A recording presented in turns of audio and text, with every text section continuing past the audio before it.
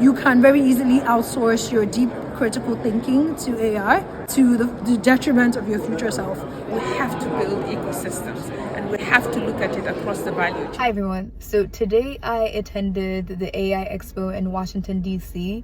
and I mainly focused on attending sessions at Qhala's AI Africa Village.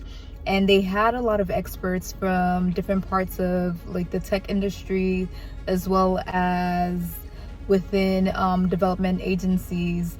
And they talked about talent, infrastructure, and education. And I got the chance to interview a couple of people there. And I'm gonna share a little bit of sort of the happenings.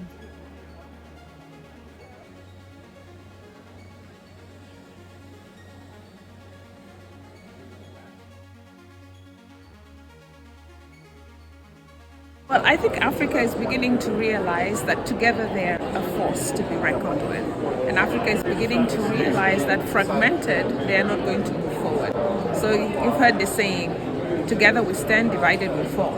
And that is a backbone principle that Africa is adopting in terms of doing this. And that is the reason why they come together in Kigali, had the declaration, and using that framework to help guide African countries so that we are all talking the same language, all singing from the same hymn sheet in terms of how AI is adopted and utilized on the African continent. There was a point in time when not everybody had internet access. There was a point in time when not everybody had access to Google. But now that's table stakes, right? AI is table stakes now as well. For some companies, that's already the case. And for those where it isn't, it's really quickly going to be the case. So AI literacy is just going to become a foundational thing that you have to know how to do, like you have to know how to send email. And then when we talk about AI education, I think about that as like the broader framework and governance around implementing AI into the way people learn. And that can be for you as an individual, and it can be like systemic, an institution like a university. And what I think is important where AI education is concerned is that people who are engaging with the use of AI tools are cognizant of the fact that the way that they use that tool can impact the way that their minds are being formed, right? You can very easily outsource your deep critical thinking to AI to the detriment of your future self, who starts to lose the ability to hold high level cognitive arguments.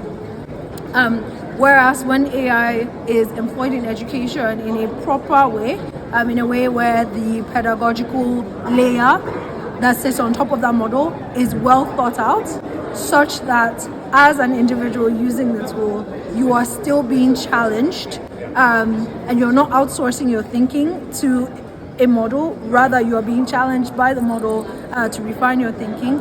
You can see massive gains in that regard. We have to build ecosystems and we have to look at it across the value chain. And that's the only way we can move forward. And that's why partnerships is absolutely crucial. There's a lot to be gained when players come together in a way that's mutually beneficial. For us, like where Mind is concerned and where AI at Miva is concerned, I can see the value in partnerships with being able to get the data that allows us train our models on very relevant Nigerian content. This is something that we've built on a separate tool that helps us. Let me just pause here and say there was a study that was done where AI was flagging the work of non-US, non-English writers as being written by AI. Nigerians, we like to use a lot of big words like discombobulated, and that maybe the typical non-African speaker wouldn't use. Because the AI models weren't trained on African writing, it would flag African writing as being written by AI, which it wasn't. So something that we've done internally at Miva, in addition to Mind, is we've built our own plagiarism checker that's trained on data from African writers, actual reports, actual essays, actual academic submissions. That's a really important partnership because we had to get that data from partners, right? That's a really important way that there's partnership in AI that will support the end goal of, what we're doing at Miva